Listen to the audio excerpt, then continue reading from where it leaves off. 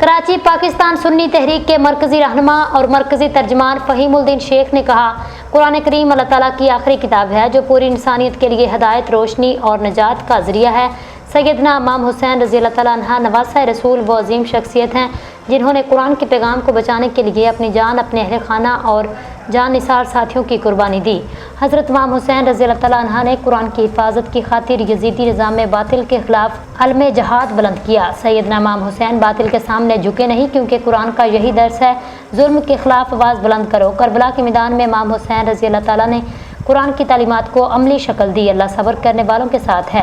इमाम हुसैन करबला के मैदान में सब्र और इस्तिकामत के पैकर बन गए। जालिम व जाबर यजीद के सामने कलमा हक बुलंद किया। नबी करीम ने फरमाया, मैं तुम्हारे दरमियान दो चीज़ें छोड़कर जा रहा हूँ, एक कुरान और दूसरी मेरी इतरत यानी अहले बैत। इस हदीस से जाहिर है कुरान और अहले बैत का आपस में गहरा रबत है।